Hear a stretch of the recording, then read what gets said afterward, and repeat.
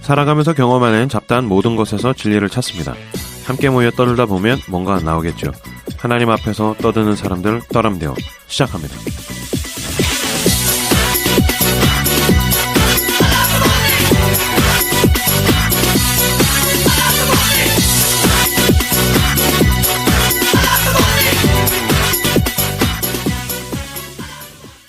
네, 반갑습니다. 떠람대요입니다. 왜 목소리가 그럽니까? 목이 좀 상했어요. 쉬었나? 그런 것 같아요. 기도는 감기였어요. 안 했을 거고. 네. 감기 걸린 것 같아요. 감기 많이 걸리네요. 지금 자기소개 해야 돼. 네. 자기소개부터 하죠. 교회 다니는 동네형. 교회 다니는 감기 걸린 동네형 임브로입니다. 안녕하세요. 서과정입니다. 보헤미안 김사부입니다. 진짜 신박하다.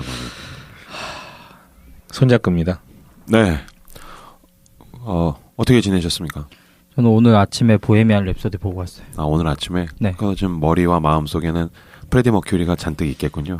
지금 We are the champion. 이렇게. 여운에서 오늘 계속 그거 보고 와가지고 집에서 프레디 머큐리에 대한 영상 찾아보고 덕질하고 계속 하고 왔어요. 그렇군요. 네. 동화가 좀 잘 되는 것 같아요, 김사부. 네? 동화.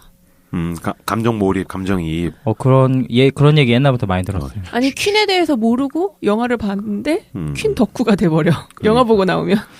지금 거의 황현산 선생님이 책을 보면 누군지 몰랐는데 방송을 듣고 제자가 되고. 네. 얼마 전에 모 팟캐스트에서도 제 그 추천사를 보고 이분 하루끼 냄새가 난다고. 그래서 역시 아는 사람 아는구나. 그렇군요. 네. 쉽게 빠지고 오래가. 네. 그러나 깊이 들어가진 않는 것 같아요. 저 어릴 때부터 엄마가 남이 칭찬하는 거 고지고대로 듣지 말라 그랬거든요. 저는 고지고대로 들어요. 그럼요. 네. 그렇습니다. 그런 생각이 들어요. 서과장의 어머니 밑에서 김사부가 자랐다면 지금 어떤 성향의 어떤 스탠스를 유지할까? 갑자기 궁금해지네요. 네.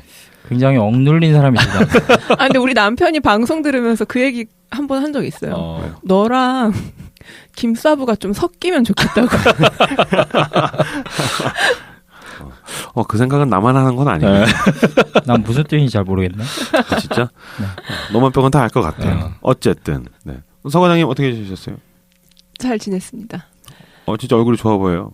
네? 그래? 아까 난 되게 안 좋아. 손잡구가 보자마자 화장을 안 했냐. 야, 그런 얘기하면 안 돼. 눈알이 튀어나올 것 같다. 걱정돼서 얘기한 거예요. 엄청 외모 지적을 받고 그렇습니다. 회개하고 있었습니다. 전 가룟유다 같은 놈입니다. 네, 어떻게 지내셨습니까? 가룟유다를 묵상하다. 가룟유다가 된 것 같은. 예수님을 부인하기로 했나요? 그건 아닙니다. 네, 제 주변에 가룟유다 같은 놈들이 생각나더라고요. 그렇군요. 저는 아니지요. 빵 없나? 빵? 네. 빵 줘야 되는데. 네. 저는 보시다시피 우리 패널들은 보시겠지만 핸드폰을 바꿨습니다. 뭐예요? 샘숭. 샘숭. 우주의 노트 9번째. 네. 아주 저렴한 가격에 나와가지고 핸드폰을 바꿨어요. 사실 아이폰 쓰기 시작한 지 되게 오래됐거든요, 저도. 그러니까 샘숭에서 뭐가 나오는지 전혀 몰라요. 진짜? 네. 그 아이폰 파가 있고, 네. 그 안드로이드 쪽 있잖아요. 샘숭 파가 있잖아요. 전 기계치다 보니까 아이폰 잘 안 맞아요. 좀 어렵더라고. 기계치라서일까요? 아니면 나이가 어렵다고? 난 아이폰이 어려워. 난 안 맞아 나랑. 그거 효도폰이라고 있는데 폴더로 돼 있는 거. 글씨 큰 거. 실제로 내가 사고 싶었던 핸드폰 리스트에 이번에 노키아에서 새로운 핸드폰이 나왔어요. 근데 이게 바나나폰인데 이름이 바나나폰인데 바나나 같이 생겼어 진짜. 근데 진짜 너무 아날로그틱하고 핸드폰만 돼. 카카오톡이 안 돼. 그래서 살까 말까 하다가 사면은 인간관계에 좀 어려질 수 있겠다 그래서 안 샀습니다. 노키아 망하지 않았어요? 아직 살아있네. 망했는데 더 망하려고 작정하고 바나나폰이 나왔어. 그렇게 하면 안 되지. 그러니까. 댓글 읽을까요? 민우님 다윗 사부작 너무너무 잘 들었습니다. 김사부님의 다윗 말기를 설명해 주시며 다윗도 사울처럼 될 수 있었다라고 하신 말씀 너무 와닿았어요. 그런 아픔과 어려움, 하나님의 언약이 끊어진 것 같은 사건이 왔을 때 완악한 마음을 갖는 것이 아니라 하나님 앞에 엎드려졌던 것이 사흘과의 차이였던 것을 깨달았습니다. 자려고 누웠다가 밤 12시에 새로운 에피소드 알람을 듣고 다시 일어나서 들었네요. 항상 좋은 방송 감사합니다. 날씨가 추워지고 있는데 모두 감기 조심하세요. 네, 한 분 걸렸습니다. 네. 부스타 만떼님. 항상 떠람되어 기다리며 잘 듣고 있습니다. 2주간의 김사부님의 입체적인 다윗방송 즐겁게 잘 들었습니다. 참 감사합니다. 들으면서 김사부님의 이번 진행에서 어떤 학자 혹은 혹자의 다윗에 대한 여러 해설들과 있을 법한 가능성들을 제시한 부분들이 있었는데 이에 대한 인용 근거들이 좀 더 명확했으면 좋겠다는 생각이 들었습니다. 그리고 어느 정도 이해할 수 있는 부분이긴 하지만 다윗이 밧세바를 취하는 과정을 다루면서 다윗의 신하에 대한 언급에서 이 삐도 봤다라는 말은 듣기에 불편함이 있었습니다. 네. 네, 저만 느낀 건 아니었군요. 인용문을 정확하게 하라고. 근데 너무 많아가지고 일일이 그 학자들을 제가 다 언급을 하는 게 저도 잘 모르는 사람이고 그래서 그러니까 반대로 얘기하면 너무 많은 모 학자라고 표현을 하기 때문에 오히려 더 문제가 됐었을 수도 있어요. 저도 네. 방송을 들어보니까 네네. 어떤 학자라는 말을 한 40번 쓰더라고요. 그러니까 차라리 이제 한두 편에서 그렇게 했으면 상관이 없는데 충분히 그럴 수 있죠. 네. 네. 좋은 지적 감사합니다. 그리고 욕하는 거 불편하다고 하셔가지고 네. 저도 혼자서 네. 회개하세요. 자진해서 회개했습니다. 네, 알겠습니다. 근데 사실 뭐 우리 네 명이 다 슬랭이 좀 있죠. 아니요. 손잡은 없구나. 굉장한데요, 저는. 야, 여기 가룟유다가 있네. 바른말 사나이. 네, 바른말 사나이. 여기 중에 하나는 가룟유다군요. 고운말 세종대왕님께서 좋아하시는 손잡고. 대신에 얼굴 보자마자 화장을 했냐 안 했냐 지적하는. 그러니까. 고운 말로 사람 죽이는. 몰아가지 마. 몰아가지 마. 요즘 힘들어. 여혐론자. 야. 이거 내가 편집할 거야. 내가 화장을 하든 안 하든 네가 뭔 상관이야. 네, 한팀님.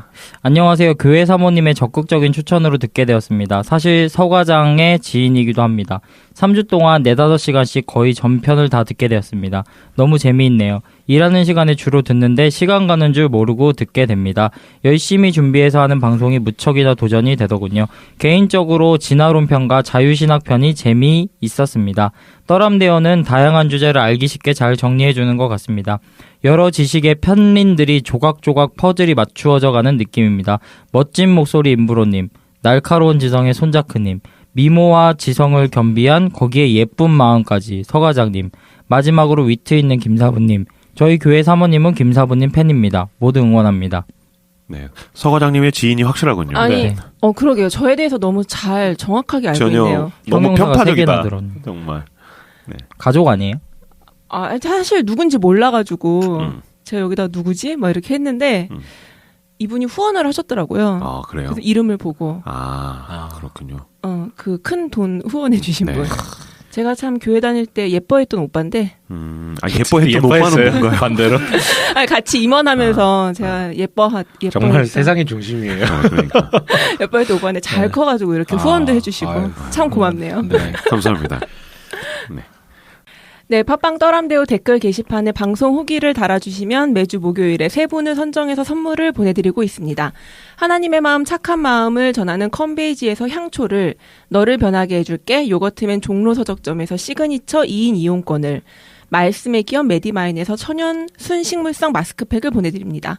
바로 저희가 후원 풍년인데 펜머스 문화선교회라는 곳이 있어요. 크리스천 문화와 다음 세대의 부흥을 꿈꾸는 펜머스 문화선교회 이렇게 소개를 해주셨는데 여기서 다이어리를 만드나 봐요. 2019년 다이어리를 12월 한 달간 매주 한 분에게 후원해 주시겠다고 하셨습니다. 제가 패널들 다 나눠드렸는데 네. 예쁘죠? 예뻐요. 저 쓰고 있어요. 아무튼 그래서 다이어리 필요하신 분들 댓글로 신청해 주시기 바랍니다. 스타벅스에서 그 별 하나씩 계속 모으지 마시고 저기 댓글 하나 들어주시면 저희가. 아니 근데 진짜 깔끔하고 네, 너무 예뻐요. 그러니까 기독교적인 마인드로 만든 것이지만 전혀 그런 어떤 촌스러움 이런 나 교회 다닌다 막 이거. 그런 게 묻어있지 않는 그런 다이어리예요. 그걸 잡으면 좀 하나님의 임재가 느껴지는 것 같아요. 무슨 다이어리를 잡는데 그런 게 느껴져. 개구라쟁이. 팟빵 공지 게시판에서 후원에 참여하실 수 있는 방법도 확인하실 수 있습니다. 팟빵에서 에피소드 후원을 해주셔도 되고 공지된 후원 계좌로 보내주셔도 됩니다. 좋은 방송 만들어가는데 정직하게 사용하도록 하겠습니다. 이번 주에는 강그래님, 한지훈님께서 후원해 주셨습니다. 감사합니다. 감사합니다. 네. 논란이 많았던 다윗 사부작을 마치고 여기 얼마나 김사부님이 공을 들였는지 성경 시리즈 끝났나요?라는 헛소리를 이놈아 절반 했어. 너랑 나만 했어.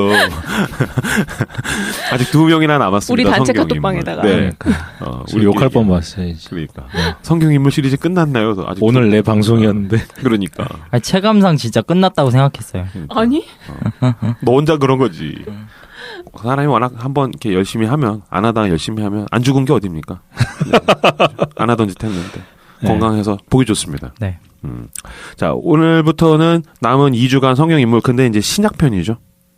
그렇게 봐야 되네요. 그렇게 짰나요? 그렇죠. 일부러 그렇게 짠 건 아닌데 아니, 나 우연히 일부러 그렇게 됐네. 했는데. 어이구. 나 빅픽처에 있었는데. 어이구. 뭔 소리요? 우리 모두 인브로의 빅픽처 안에 들어가 있네요. 네. 그럼요. 네. 그래서 니네 넷이 지금 여기 나랑 같이 있는 거잖아. 어이구. 어쨌든. 하나님 섭리를 모르시나? 그런가요? 넌 꼰대. 너 언제 한번 맞을 너 것 같아. 진짜 맞을 것 같아. 조심해. 너 죽여버릴까 봐. 인브로가 안 때리면 내 때릴 거야. 지난 2주간 구약에 있는 인물 2명을 다뤘고 이번 주부터 이제 신약에 있는 인물 2명을 다루게 됩니다. 세 번째 시간 우리 손 작가님 진행해 주시죠. 네. 기다리고 기다리던 어쭈? 가룟 유다입니다. 네. 환호 좀 해주실래요?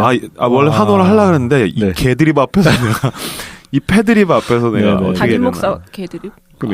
그런 말 하지 무슨 마. 말이야 너 지금. 무슨 말이야 너. 담임 너 좀 너무한다. 아까 그거 한번 살짝 얘기했다고. 심하네. 담임 목사님의 농을 듣는 듯한 기분이었습니다. 맞습니다. 네. 그러합니다. 어디 한번 아기 다리 고기 다려 보시죠. 그렇죠. 시작해 보겠습니다. 네. 오늘 함께 다룰 인물은 가룟 유다예요. 가룟 유다. 성경 인물 이제 특집에 대해서 이제 공감대가 형성된 다음에 누구랄지 이제 고민하는데 원래는 제가 하려고 꺼낸 인물은 아닌데 이 사람 다루면 재밌겠다. 딱 생각난 게 가룟 유다였었어요. 왜죠? 재밌잖아요. 비슷해서? 아니 닮아서? 아니 그게 아니고 그때가 언제였냐면 그 나의 아저씨를 한창 준비할 때였었어요. 그래가지고 그때 이제 제가 남겼던 말이기도 하고 그 나의 아저씨를 한 문장으로 정리할 때 저에게는 이제 모든 사람에게는 사연이 있다라는 말로 좀 정리가 됐었는데 그 어간에 이제 인물 특집에서 누구를 얘기를 할까 뭐 이런 얘기를 하다가 이제 가룟 유다가 생각이 났어요. 그 모든 인생에 사연이 있는데 가장 그 사연이 부여되지 않고 그냥 단죄받는 인물이잖아요. 결과론적으로. 그래서 오늘 누명을 벗겨줄 생각이에요? 아니야. 저는 김사부랑 다른. 가룟 유다는 죄가 없다. 아니요. 가룟 유다의 죄를 벗겨주는 건 아니지만 약간 입체적으로 보면서 이 사람도 태어날 때부터 악마가 아니라 사람이다. 사람으로서의 가룟 유다를 한번 보는 그 시간을 우리가 좀 같이 가졌으면 어떨까라는 생각을 해요. 어떤 그 사람의 책임이라든가 받아야 되는 형벌이라든가 결과에 대해서 비트는 것이 아니라 조금 이제 이 사람도 사람이었다라는 것을 조금 얘기해주고 싶어요. 그리고 그 성경에서 가룟 유다의 위치가 우리는 이제 예수님을 배반한 그 하나만 생각을 하고 있지만 굉장히 그 안에 이제 딜레마들이 있어요. 역설적인 부분들이 있거든요. 뭐 하나만 예를 들자면 가룟 유다가 예수님을 배반했잖아요. 그런데 배반해서 예수님께서 십자가형을 당하셨어요. 십자가형을 당했기 때문에 우리가 흔히 얘기하는 복음에서 대속의 은혜가 거기에 있었던 거잖아요. 우리를 대신해서 희생당한 거. 그렇다면 그 희생의 자리로 몰아넣은 건 가룟 유다란 말이에요. 가룟 유다가 없었으면 십자가가 없었다. 고로 가룟 유다는 그렇게 난도질 당할 사람이 아니다. 예수님의 가장 수제자 중에 수제자, 비밀을 알고 있는 유일한 사람이었다. 유다복음. 유다복음이다. 손잡고 유다복음. 이야. 배반의 신비를 달성한 배반의 신비. 오늘 형이 널 묻어주겠어. 장난 아니죠. 이따 마지막에 또 얘기를 할 건데 그렇다면 유다의 배신은 예정된 것인가? 아니면 자유의지로 선택한 것인가? 유다의 배신이 예정이었으면 유다는 그 배신에 대한 대가를 받을 이유가 없어요. 하나님이 계획해 놓은 거니까. 그렇죠? 네. 욕을 먹을 이유가 없어요. 자유의지? 그러면 반대로 얘기하면 예수님, 신성을 입은 예수님이 돌아가셨잖아요. 자유의지가 있는 유다의 선택으로 말미암아. 그러면 무능력하게 되는 거예요. 하나님은. 네, 그걸 방관했기 때문에 막질 못했기 때문에. 네, 이런 딜레마도 있는 것이죠. 좀 떡밥을 던져봤어요. 네. 네. 왜냐면 이 얘기는 맨 마지막에 할 거기 예수님도 때문에. 제자 훈련에 실패했다. 이런 이런 그쵸. 예화를 네, 많이 쓰죠. 그렇죠, 그렇죠. 오늘 보니까 우리 세 명이 손잡고를 묻어버리려고. 아 묻어봐. 난 안 묻혀. 가룟 유다가 구속사에 활용점정을 찍어준 거 아니에요? 아, 이게 묻히는 거예요. 야. 이런 사람이 이제. 네. 구덩이를 파고서 김사부가 들어가겠군요. 그렇죠. 제가 잘 파놓을게요. 네. 네, 누가 들어가는지 한번 봅시다. 네. 저도 가룟 유다 싫어합니다. 극혐. 가룟 유다 극혐. 예수님 네. 사랑해요. 그래요. 네. 아 뭐야 이거? 아무튼 제가 그 자료들은 사실은 한국어로 번역되거나 가룟 유다에 대해서 진지하게 좀 분석한 글들은 많지는 않아요. 그래가지고 제가 약간 많이 참조했던 것은 김기현 목사님이라는 분이 쓴 가룟 유다 딜레마라는 책이고요. 여기서 그런 좀 딜레마적인 주제들을 많이 다루고 유다복음이라든가 이런 내용들을 좀 다뤄요. 그리고 제가 또 다르게 읽었던 책이 뭐냐면 소설 가룟 유다라는 책이 있어요. 레오니트 안드레예프라는 사람이 쓴 중편 소설인데 이 얘기를 하고 있는데 서과장이 갑자기 가룟 유다 딜레마 책을 슬며시 꺼내가지고 너만 읽은 게 아니라 나도 이거 읽었다. 햇소리 하지 말아라. 네. 진짜 무서운 사람이에요, 이 사람이. 네.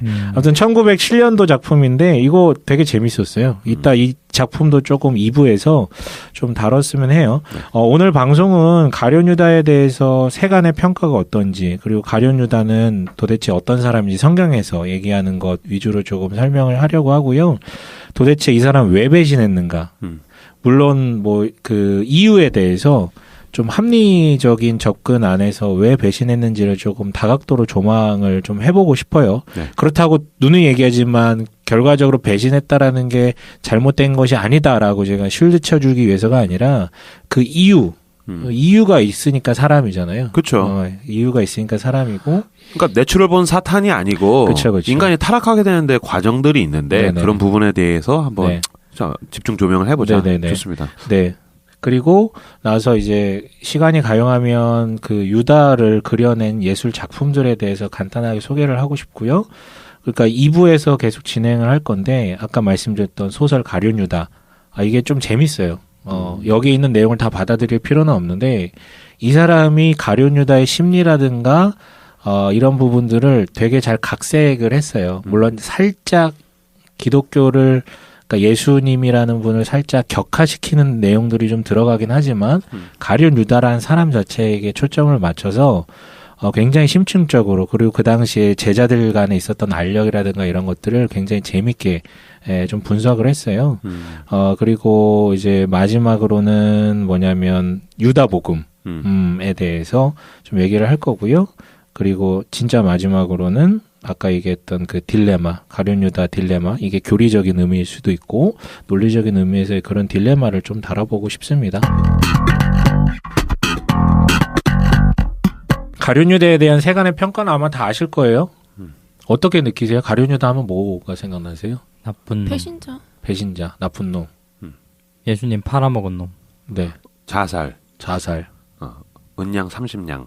은양 30냥은 뭔가요? 30냥? 네, 은전 30냥. 맞아. 그래서 자살에 대한 논의를 할 때 뭐 자살하면 지옥 간다. 이거 할 때 유다를 얘기를 많이 하죠. 그렇죠. 네. 오늘 뭐 자살이라는 주제는 맞아요. 여기서 이제 좀 다루기는 조금 애매하긴 한데 세간의 평가는 말씀하신 대로 나쁜 놈. 그러니까 예수님을 배신하고 예수님을 죽음으로 몰아넣었으며 또 말씀하셨듯이 자살로 생을 마감했기 때문에 전통적으로 기독교에서는 최악 오브 최악이죠. 그렇죠. 가장 나쁜 놈. 뭐 이거는 뭐 유일하게 한 사람 꼽으라 그러면 구약에는 카인이요.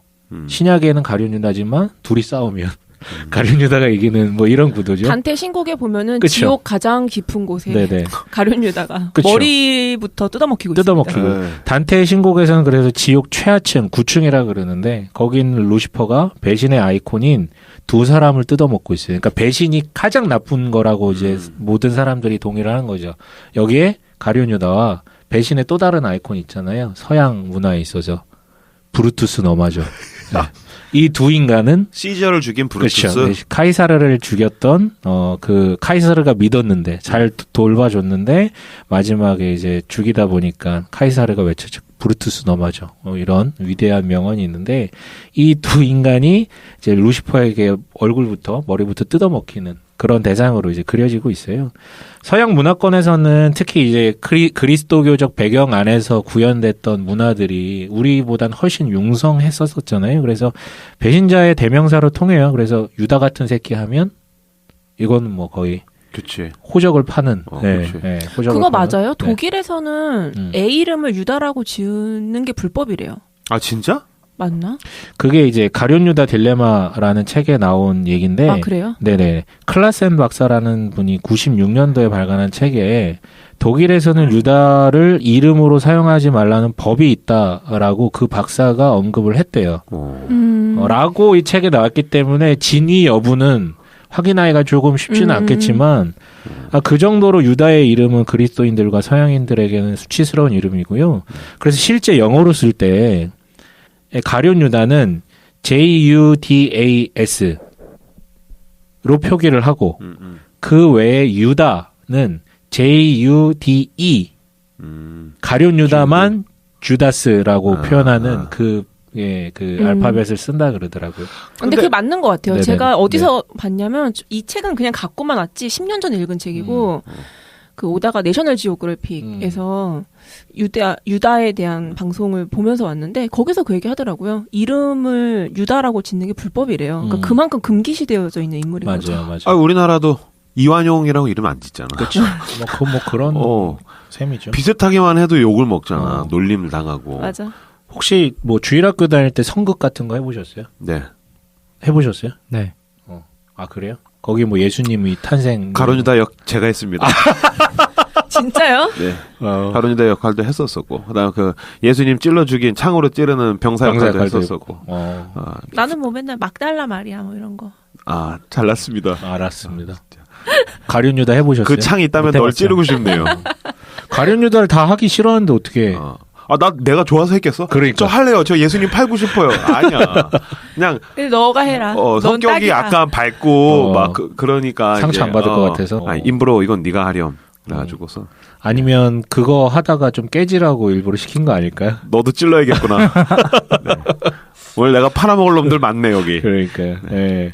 아무튼 선거할 때부터 우리는 뭐 기본적으로 성경 인물들 많이 모르는 어렸을 때라도 가룟유다는 알죠. 네. 다 알죠. 성경 잘 몰라도 가룟유다라는 그 어떤 극악의 인물에 대해서는 다들 인지하고 있기 때문에 아무도 가룟유다는 안 하려고 그래요. 그쵸. 이게 우리 모두가 갖고 있는 어떤 인식이거든요. 이미지고.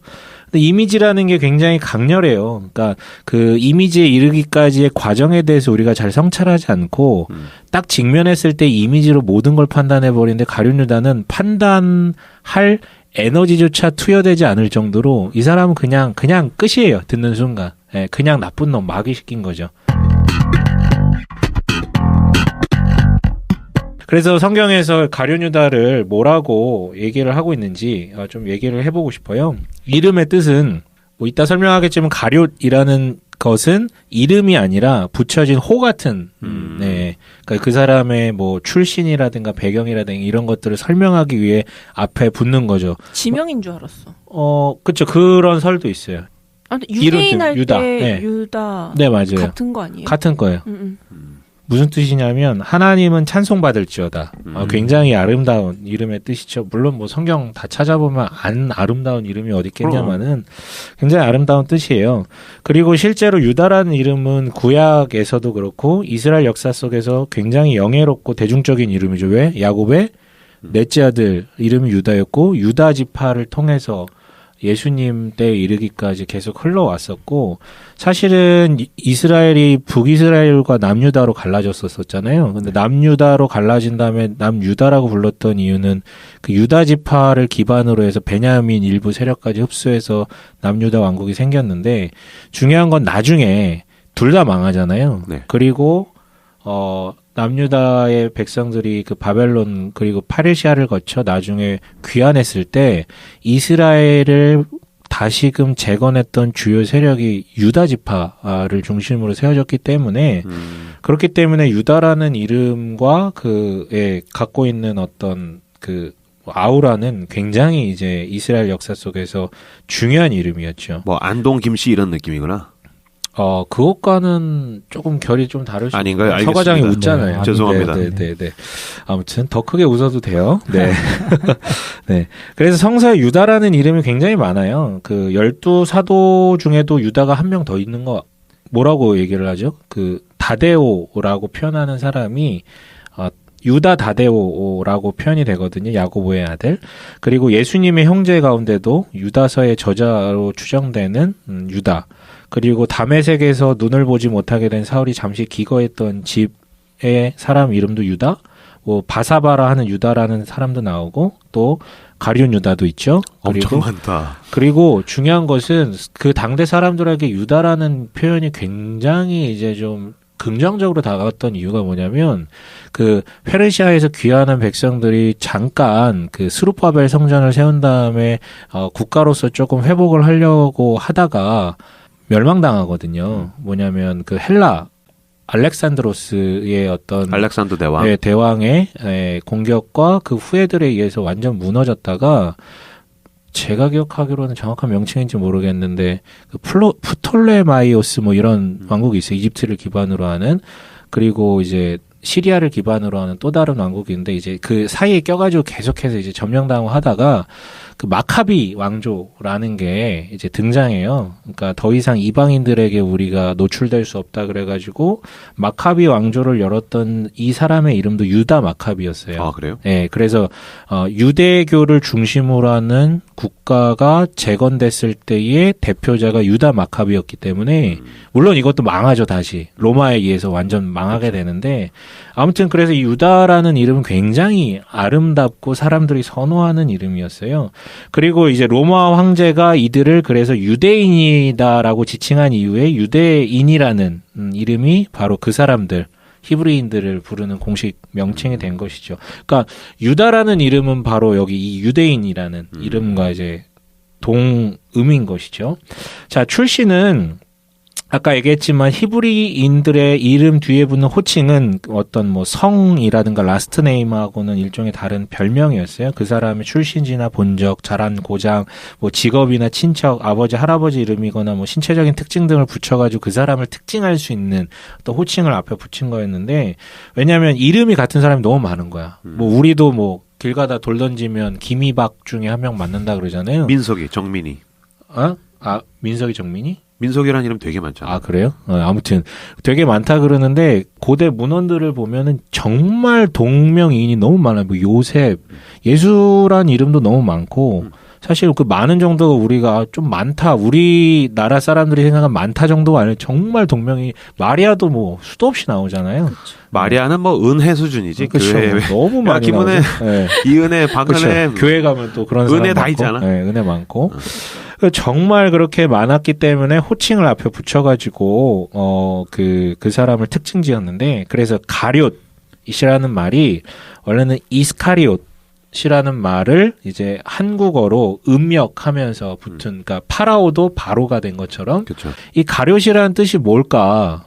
그러니까 아까 이제 단순하게 이제 출신지일 것이다라고 해석하는 게 가장 높은 가능성이긴 한데 꼭 출신지만 호칭으로 붙이는 건 아니었거든요. 그래서 9가지 학설이 있어요. 이걸 다 소개할 수는 없고.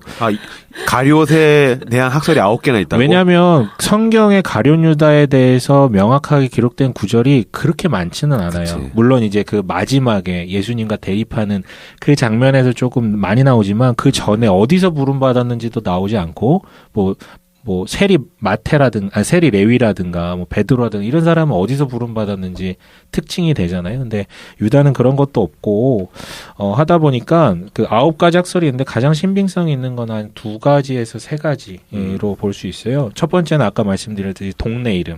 가룟 지역 출신의 유다다. 그래서 여기를 어떻게 보냐면 여호수아서에 나타난 그리옷이라는 데가 있는데 이게 이스카리옷일 것이다. 그 현재도 텔퀴리옷이다라고 불러요. 그 지역 지명을. 그래서 여기일 것이다라고 부르기도 하고요. 두 번째 학설은 특히 목사님들이 가장 애용하는 설교하기 되게 좋거든. 뭐냐면 시카리라는 단체 출신. 시카리라는 뜻이 뭐냐면 단도. 그러니까 검 있잖아요. 단검. 이런 뜻인데 시카리라고 명명한 열심당, 즉 로마 제국의 지배로부터 우리가 정치적 독립을 해야 된다. 그래서 로마에 결탁한 자들을 가서 이제 찔러 죽이는 질럿당. 네, 그렇죠. 열심당의 한 분파로서의 시카리라고 불린다. 그래서 시카리를 이제 이스카리옷하고 연계해가지고 그렇게 얘기를 해요. 그게 암살자라는 뜻이죠? 그렇죠. 그 영화 중에 시카리오의 암살자. 네네네. 우리나라에도 비슷한 거 있었잖아요. 일제시대에. 그렇죠. 김원봉 선생님 막 이런 거. 그렇지. 어쨌든 네네. 무력으로 네네.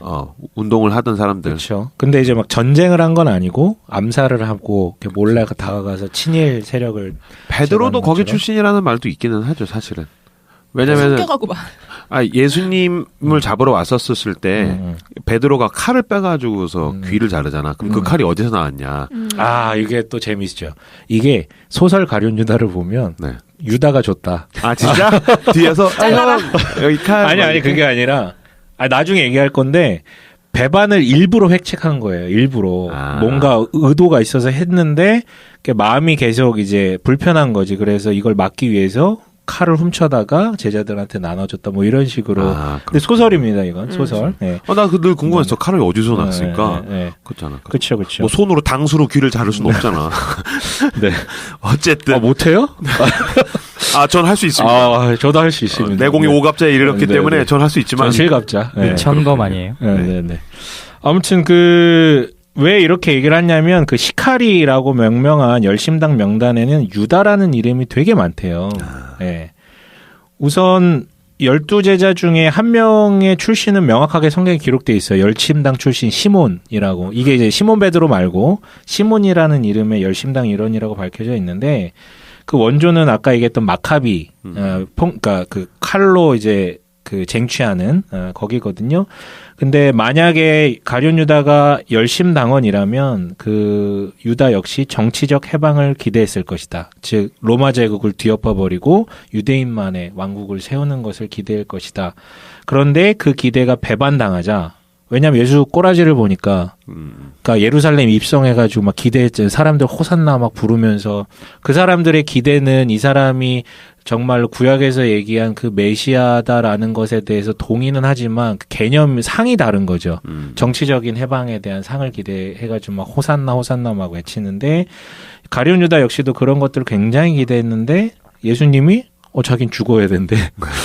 난 죽으러 왔다. 나는 칼로 막 하지 않는데, 막 이런 뭐 햇소리 하니까 너무 그 기대가 컸는데 배반당하자 예수를 부인했다라는 이 가설이 이제 호소력이 되는 것이죠. 그래서 이게 꼭 뭐 악의적인 의미에서 표현하는 게 아니라 정말로 이제 유다를 약간 입체적으로 그리면서도 명분을 부여하면서도 이제 이거를 성경 해석을 좀 스무스하게 하는데 굉장히 유력한 설이긴 해. 하지만 이제 반론도 있죠. 왜냐하면 어디에도 명확하게 이 사람이 연루돼 있다라는 징후를 읽을 수 없고 이스카리옷이라는 말을 시카리로 보기에는 약간의 비약이 있다라는 것이죠. 약간의. 억지스러워. 볼 수는 있지만 조금은 언어적 유사성이 약하다. 그리고 시카리들은 늘 이제 담대한 사람들인데 목숨 걸고 가서 그 소위 말하는 목다하는 애들이 있는 거잖아요. 근데 유다는 자살로 쪼잔하게 택하고 돈을 그리고 그 사람들 칼 들고 가서 막 행동파인데 이렇게 앉아가지고 돈꾀를 관리하고 이런 것들을 보면 시카리들이 평소에 보여줬던 그런 행태랑은 많이 다르다라고 이제 얘기를 해요. 내 생각도 조금 다르다고 생각하는 게 결정적으로 돈괴에서 돈 맞는 애들은 약간 샌님일 수도 있잖아. 그렇지 않죠. 행정에 강하고 이런 애들. 우리 회계가 저 아닙니까? 그러고 보니까 그렇군요. 회개하세요. 그리고 이제 세 번째 가능성은 거짓의 아들 유다라는 뜻이다. 그러니까 유다가 종적을 감춘 뒤에 행방이 묘연해지니까 초대교회 신자들 사이에서 경멸조로 붙인 거짓의 아들이란 뜻의 이스카리옷. 그러니까 이스카리옷이라는 말을 여러 군데 의미 부여를 할 수 있는 말인 거예요. 그래가지고 이렇게 또 해석을 하는 설도 있어요. 이렇게 세 가지가 좀 유력한 설이고요. 뭘 선택하든 이건 정설은 없어요. 네. 근데 가룟 유다에 대해서 그 성경이 뭐라고 얘기를 하는지를 조금 읊어볼게요. 우선 이제 요한복음에서 좀 많이 나오기 때문에 요한복음 위주로 좀 서술을 하자면 가룟 유다는 가룟 시몬의 아들이에요. 네, 가룟 시몬의 아들이며 예수님께 선택받은 12 사도 중 한 사람이죠. 말씀드렸듯이 유다는 셈이 빨라서 사도단에, 그러니까 제자단의 회계를 맡았지만 성경에서 얘기하듯이 그 공금을 횡령, 삥땅치기도 했죠. 그리고 유명한 사건이 베다니의 마리아의 집에서 그녀가 값비싼 향유를 예수님의 발에 붓는 헌신을 하자 제자 중 한 사람이 이제 등장하는데 이게 유다죠. 이 향유를 어찌하여 비싸게 팔아 가난한 이들에게 나눠주지 않았는가라고 투덜거리는데 요한복음은 뭐라고 설명하냐면 유다가 도둑이라서 그런 것이다. 그러니까 그거를 이제 팔아가지고 돈을 제자단에 맡겼으면 자기가 이제 착복할 수 있는데 그걸 못하니까 짜증나가지고 이제 여인한테 화풀이 했다. 뭐 이런 식으로 이제 얘기를 하는 거죠. 유다는 그 이유에 대해서 명확하게 안 나오지만 어쨌든 예수를 배반하기로 하고 대제사장들에게 다가가 이렇게 얘기해요. 예수를 넘겨주면 내게 무엇을 줄 수 있는가? 대가에 대해서 물어보죠. 그리고 예수를 그들에게 팔아 넘길 것을 제의합니다. 제사장들은 은 30개를 지불했고요. 이때부터 유다는 예수를 넘길 기회만을 보고 있었는데 최후의 만찬에서 예수는 자신의 죽을 때가 다가오는 것을 깨닫고 식사를 하던 도중에 내가 진실로 너희들에게 말하노니 너희들 가운데 한 사람이 나를 팔아 넘길 것이다. 그러니까 사도들이 이제 우왕좌왕하죠. 누군데 막 이러기 시작하잖아요. 웅성웅성대고. 그리고 예수님께 물어보죠. 누군지 가르쳐달라고. 그래서 막 요한한테 막 찔러가 야 네가 예수님과 가까우니까 한번 물어봐. 사랑받는 제자라고 하면서. 그래 물어봤더니 나와 함께 접시에 손을 넣어 빵을 적시는 자 그 자가 나를 팔아넘길 것이다 라고 예수님께서 말씀하셨어요. 그리고 빵 한 조각을 적셔가지고 유다한테 주시죠. 예수님이. 굉장히 좀 역설적인 장면인데 일단 유다가 거기서 회개를 하는 게 아니라 그 빵을 받아가지고 나가요. 그때 사탄이 그의 마음속에 들어갔다라는 표현이 등장해요. 근데 이 부분에 대한 뭐 그런 얘기는 없어요? 뭐요? 뭐 우리 그런 상상하잖아요. 예수님이 대놓고 줬는데 왜 제자들은 왜 몰랐냐? 나는 이게 되게 중요하다고 생각하는 게 그 정도로 가룟 유다는 얘가 죄를 짓는다고 상상도 못할 만큼 신뢰를 외형적, 내형적으로 많이 받는 스타일이었을 거라고 생각해요. 그리고 예수님이 말을 네. 정확하게 안 하시고 그치. 약간 돌려서 뜬구름잡기처럼 말씀을 하셨기 때문에 제가 옛날에 봤었던 어떤 영화, 가룟 유다 어떤 영화에서 그렇게 빵을 주시니까 가룟 유다만 혼자 옛날에 40년 전에? 진짜 오래된 막 가룟 유다만 뜨끔하고 나머지 옆에서 베드로 같은 애들은 약간 바보같이 저게 무슨 뜻이지? 약간 웅숭아학단이에요. 진짜. 그래야 되는 거지. 그러고 있더라고요. 왜냐면 이게 너무 합리적으로 우리가 봤을 때 이해가 안 되기 때문에 가룟 유다 외에 나머지 11명을 어떤 지능적으로 그렇지 격화시켜야 되는 거지. 바보야 바보. 법조 하는 애들이. 자 그리고 나서 예수님께서 내가 하려는 일을 어서 하여라 라고 유다에게 말했는데 성경에 이렇게 표현되어 있어요. 다른 사도들은 예수가 그에게 왜 그런 말을 했는지 이해를 못했다고. 뭐라고 표현되냐면 뭐 어떤 이들은 유다가 돈 주머니를 가지고 있으므로 그 축제에 필요한 것을 사라고 했거나 뭐 가난한 사람들한테 뭐 돈을 갖다 줘라 뭐 이런 식으로 이제 이해를 했다고 제자들이. 근데 유다는 빵을 받고 바로 밖으로 나가서 대제사장들에게 달려갔죠. 예. 바로 근데 여기서 이제 진짜 가증스러운 장면. 예수님은 제자들과 함께 겟세마네 동산을 가서 막 땀을 피인물 같이 흘리면서 기도하고 계신데 기도가 다 끝났을 때 유다가 이제 군인들을 끌고 오죠. 그리고 밤이 깊어서 어두웠기 때문에 키스하는 자, 입맞춤을 하는 자. 이게 사실 평화의 인사인 그쵸. 건데 이게 배반의 인사로 입맞춤을 하죠. 그래서 예수님 체포되죠. 나 이것도 결혼하고 나서 이 본문 읽다가 되게 은혜 받았어. 왜냐면 예수님이 이 새끼가 나를 팔아먹는다라는 걸 알고 어쨌든 누가 예수인지를 알려주려고 입맞추는 거잖아. 근데 그걸 알고도 입맞춤을 받아주셨다라는 게 내가 너무너무 이 얘기 옛날에 했었던 것 같은데 그렇구나, 싸우고서 침대에 누웠는데 전혀 스킨십이 불가능하더라. 내 말이 그랬었어요. 근데 이제 유다가 무슨 심경에 좀 변화가 있었나 봐요. 그래서 자기가 이제 무죄한 자를 죽였다. 무죄한 사람을 팔았다면서 예수를 팔아 받은 돈을 한 푼도 쓰지 않고 성전에 도로 던지죠. 마태복음에 의하면 유다는 그 은을 성전 안에다 내던지고 나와서 목을 매달아 자살하였고 후에 제사장들은 그 돈을 금고 안에 넣은 게 아니라 피가 묻은 돈이라고 여겨서 토기장이의 밭을 사서 무연고자나 나그네 무덤으로 사용했다라고 기록되어 있어요. 사도행전에서는 자살했다라는 언급은 없는데 그가 산 밭에서 거꾸러져 배가 갈라지고 내장이 터져 나왔다라는 어떤 표현이 있고요. 예수님께서는 총평으로 이렇게 남기셨었죠. 차라리 태어나지 않았더라면 그에게 더 나았었을 것이라고 탄식해요.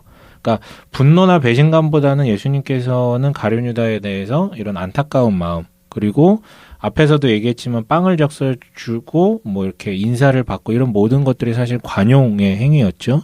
돌아올 수 있는 기회를 주는 어떤 그런 행위들이었어요. 이것만 봐도 사실은 예정이라 그래야 될까? 유다가 배신하는 것이 예정돼 있다. 이렇게 표현할 수는 없을 거고요. 계속해서 기회를 주거든요. 돌아올 수 있는 기회. 마치 이제 카인이 아벨을 살해했을 때 바로 징벌하신 게 아니라 카인 앞에 나타나서 네 동생 어디 있느냐. 이 표현이 사실은 빨리 꺼내와 너 죽여버릴 거야 이게 아니라 또 다른 기회를 주신 것이었는데 카인의 대답이 내가 동생을 지키는 자입니까? 라고 반응했던 것처럼 유다 역시도 예수님께서 계속해서 기회를 주셨는데 계속해서 거부를 합니다. 그렇다면 이제 왜 배신했는가를 좀 보고 싶은데요. 아까 말씀드렸지만 시카리 유다라고 해석을 한다면 메시아 대망 사상이 반영된 당시의 정치 역학 구도로 해석을 하는 게 맞아요. 그러니까 유대인들에게 메시아는 이스라엘의 정치적인 해방, 그러니까 이 땅 주권을 회복하는 자인데 때문에 이 메시아가 로마 제국을 물리치고 고대 이스라엘 왕국의 영토를 회복할 그런 군주라고 인식되어 왔었거든요. 그래가지고 더불어 아까 말씀드렸듯이 유다 마카비가 무장 봉기를 일으켜서 그런 어떤 왕조를 독립왕국을 세웠던 적도 있었었고요. 유대인들에게 이른바 진짜 메시아가 예수다라고 등장했다라는 것은 이 사람을 통해서 정치적 봉기, 군사적 봉기를 일으켜서 이제 회복될 것이다라는 것에 대한 기대였는데, 그래서 12사도뿐만 아니라 다른 제자들 대부분도 사실 이런 관점으로 따라다녔어요. 중간에 보면 누가 크냐 논쟁이 있잖아요. 예루살렘 입성을 앞두고 내가 오른편에 앉을 것이나 막 왼편에 앉을 것이나 이런 논쟁도 하는 걸 보면 이 사람들 대부분도 예수님을 계속 다녔지만, 그래서 아까 서과장도 얘기했지만 제자 훈련은 실패했죠. 3년간 같이 다녔지만 이게 전환이 안 되는 거예요. 그럼. 너무 임박이었던 그 대망 사상, 기대감이 너무 컸기 때문에 전환이 안 돼요. 지난주에 다윗 했지만 걔네는 다윗을 생각한 거지. 그러니까 그쵸. 다윗 왕의 어떤 맞아요. 영광과 물리적인 세계에 대한 통치자로서의 메시아를 기대했는데 갑자기 뭐 나 죽으러 간다 뭐 그러니까 이게 뭐야 뭐 어떻게 하라는 거야 멘붕이지. 심지어 예수님께서는 엄청난 기적, 그것도 우리 모세편 다뤘지만 모세에게 있어서 광야에서 탁월한 리더십의 핵심은 십계명 사건도 있지만 만나 이런 거잖아요. 그런데 오병이어 사건이 사실 그 코드로 해석이 되거든요. 아무것도 없는데 하늘에서 만나가 내리는 것과 같이 그 굶주린, 경제적으로 굶주린 이들에게 갑자기 없는데 떡 5개와 물고기 2마리로 먹인 사건은 엄청나게 충격이었어요. 그 성경을 보면 그때부터 허다한 무리들이 예수를 따라다녔다라고 얘기를 하고 막 제자 되겠다고 막 온 사람들도 많았어요. 그러니까 이런 것들을 보니까 사람들 눈이 뒤집혀지죠. 그리고 예루살렘 입성은 예수님의 추종자들에게는 독립전쟁의 신호탄으로 보였을 것이고 사람들이 모여가지고 뭐 호산나 다윗의 자손이여 막 이거 외치는 거 보면 다 그런 기대를 했거든요. 그런데 가장 가까이서 예수를 보던 가룟 유다가 보니까 말씀드렸듯이 상태가 안 좋아. 사이즈가 안 나와. 사이즈가 안 나와. 에이 이상해. 이쯤이면 이제 본디오 빌라도 잡으러 가야 되는데 그러니까. 왜 이러고 계시지? 네, 칼 들고 가요. 그래서 다음 2가지 선택을 했을 가능성에 대해서 유추해. 이거는 조금 합리적인 유추인데 하나는 예수를 의도적으로 위험에 빠뜨리면 뭔가는 하지 않을까. 능력을 행하시지 그렇죠. 않겠느냐. 능력을 행하시지 않을까. 초인적인 권세를 드러내지 않을까. 그래서 촉발시켜서 로마 제국에 대한 독립전쟁을 본격화할 수 있을 것이다라고 가능성을 갖고 배신했다.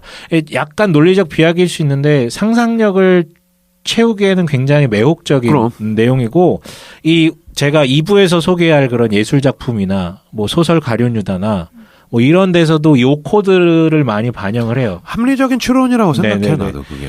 두 번째는 뭐냐면 자신이 믿고 따른 예수가 이제 와보니 글러먹은 것이라고 생각을 해요. 그러니까 이게 꼬라지를 보니까 죽을 것 같아. 그럼 우리 모두 다 어떤 정치적 압제 속에서 로마 제국의 군인들에게 끌려가서 죽을 수도 있다라는 위협감 속에 빨리 팔아먹고 나라도 나라도 살아야겠다. 아니, 저 그런 얘기도 들었어요. 그 향유로 발을 씻길 때, 그러니까 뭐 그 비싼 향유를 어떻게 발을 씻기냐 아깝다 요 정도를 떠나서 그런 거 있잖아요. 되게 청렴했었던 우리의 지도자가 되게 사치스러운 선물을 받고 누리는 것에 대한 분노. 인간적인 배신감? 뭐 이런 걸로 해석하기도 그럴 수도 하더라고요. 있겠네요. 그러니까 해석은 다양할 수밖에 없어요. 본문 자체가 작기 때문에. 그치. 그리고 이 사람은 왜 배신했는가에 대해서 우리 궁금하잖아요, 사실은. 궁금해야 되는 게 맞고요. 그래서 첫 번째는 아까 시카리 유다라는 코드로 해석하면 이런 정치적인 이유들로 인해서 배반했을 것이다. 두 번째는 성경에서 얘기한 건 돈이에요. 특히 마태복음은 돈 얘기를 많이 하거든요. 대제사장에게 찾아가서 유다가 얘기했던 말이 이 말이었죠. 내가 예수를 너에게 넘겨주리니 얼마나 주렸느냐 하니. 그리고 요한복음에는 또 이런 표현도 있는데 아까 얘기했지만 이렇게 말하면 가난한 자들을 생각함이 아니요 그는 도둑이라 돈꾀를 맞고 거기 넣는 것을 훔쳐가미러라. 그러니까 돈 얘기가 계속 나오는 거예요. 다만 다수의 학자들은 배반의 동기를 돈 그 자체에서만 찾기는 어렵다라고 얘기를 하는 게 우선 은 30냥이 큰 돈이 아니에요. 그게. 그래요? 배반을 하려면 그냥 하는 게 낫지. 그러니까 돈 자체가 목적이 돼서 이걸 받기 위해서 배반할 정도의 돈은 아니라라는 거죠. 3억이면 팔겠는데 네. 30만 원으로 그렇죠. 뭐 30만 원이나 300만 원이면 그거 아싸리 안 받고 말지. 예. 뭐 그런 어떤 얘기예요. 그리고 이런 표현도 있어요.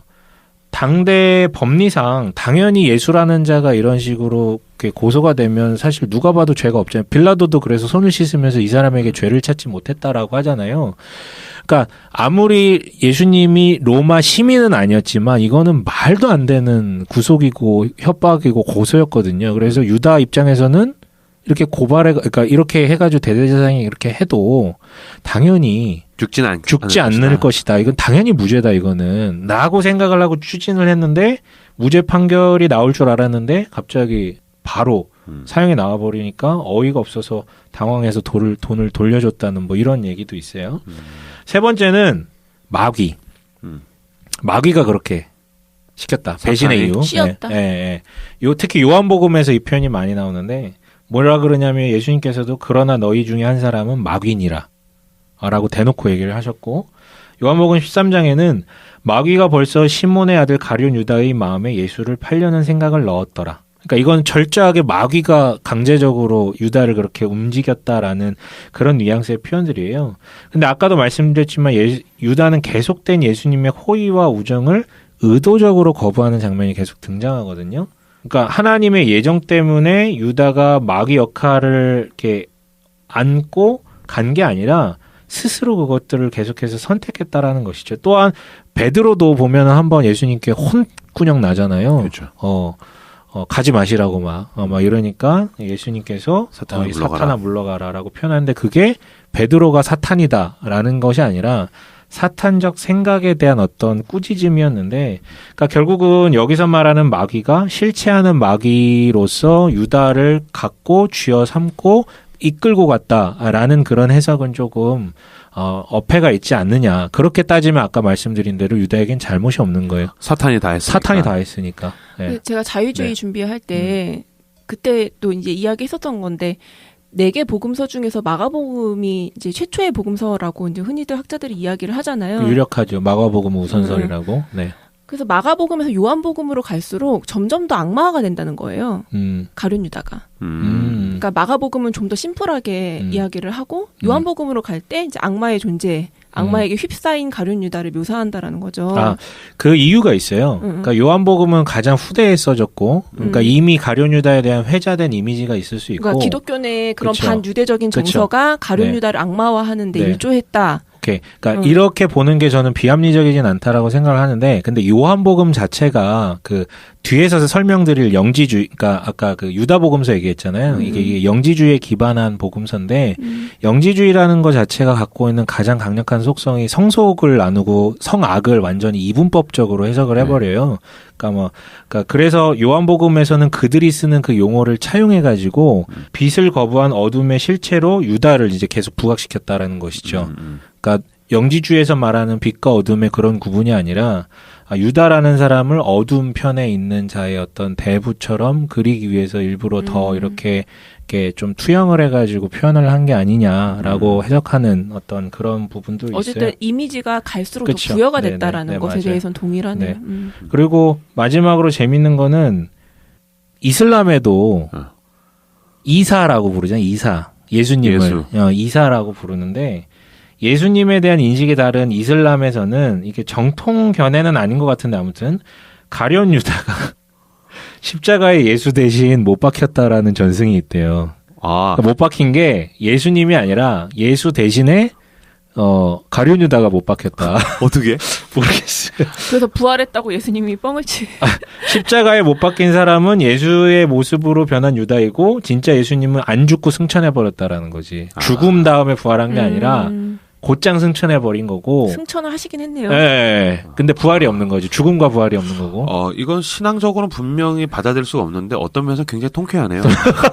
네가 날 팔아? 그래가지고 못 박아버린 예수님을 거군요. 죽였는 줄 알았는데 알고 보니까 예수님으로 보이는 유다였어. 내가 이렇게 쉽게 팔릴 줄 알았냐? 그래서 이렇게. 네. 그렇군요. 뭐 이렇습니다. 네. 그래서 1부는 여기서 좀 마무리하도록 할게요. 네, 좋습니다. 가룟 유다 심층적으로 파보기 너무 흥미롭습니다. 잠깐 쉬었다가 2부에서 계속해서 진행하도록 하겠습니다. 잠깐 쉬시죠.